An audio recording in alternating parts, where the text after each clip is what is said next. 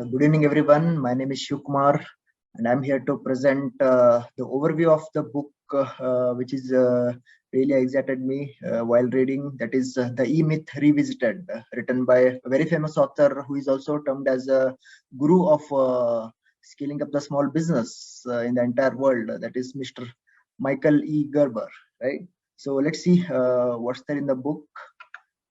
What is a myth basically, right? Myth is something which we have heard somewhere, and we are not sure whether it is true or not, right? So that's what it's called as a myth as, right? It's a traditional story, with the early history of people or explaining a natural or social phenomenon, right? So but we are not sure whether it is true or not, but we still follow that and believe that's how it goes, right?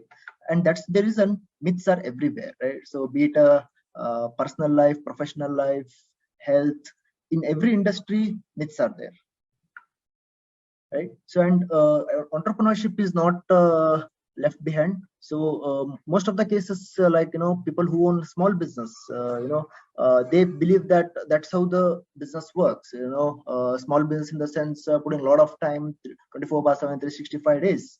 Right? That's the biggest myth of any entrepreneur. Which the person believes that that's how the business works, right? But which is very wrong. That's the reason most of the 80% of the businesses fail every single year in the world, right? Because here any small business owner, he's juggling and fighting with the three personalities inside him, that is the manager, the entrepreneur, and the technician, and he's trying to get the best out of it, which is the biggest problem. And that's the reason most of the people can't scale their business to a larger level.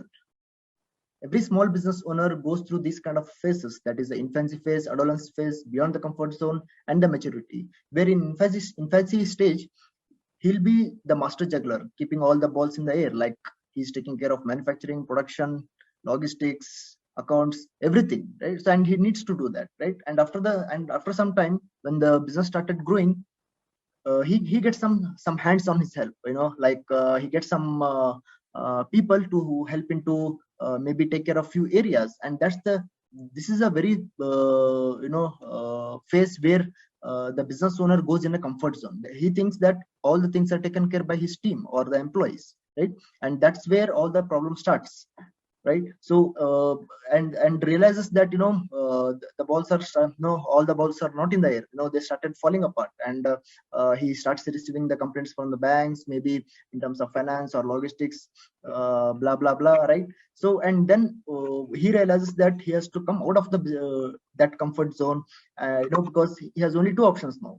Either he can go small again, start from the scratch, or go broke, based on the circumstances, right? But very few business owners go out of the comfort zone and work very hard, start again small, and then build the business again to a larger level, right? And in a out of 100% of business who starts, only 5% of the business owners mindset will be go through a maturity phase where they know why they started, and they exactly know where they want to go, right? So people like Microsoft or IBM or McDonald's, right? So these kind of business, they scale it up their business to a the entire world geography, right? So because in most of the business, the biggest turnkey revolution is the franchisee format, because it was built on a belief that a true product of a business is not what it sells but how it sells, right? So because it is driven through a system driven business, it's a system dependent business, but not a people dependent business. People intervention is very less here, because the system is taking care of entire business, but not the here product is not the magic, but the system is the magic, right? Because every small business owner thinks that the problem is with the business, but the truth is the problem is with the business owner himself, because he's not able to think in a larger manner to scale it up the business in terms of franchisee format.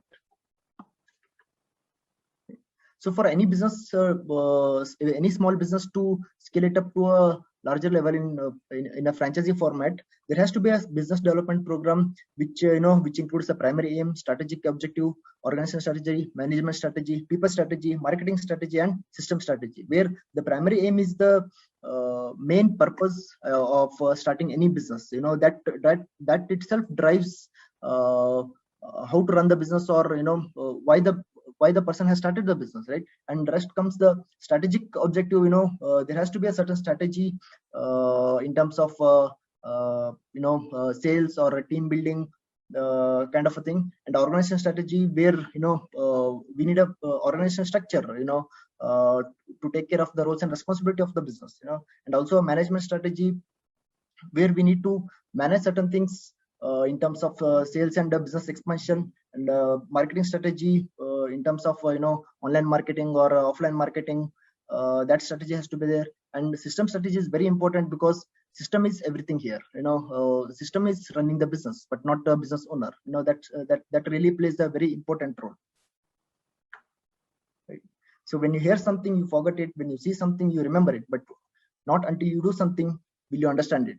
So that's how we have to do something and experience. Then only we are able to scale our business to a larger level. This is what I want to share. Thank you.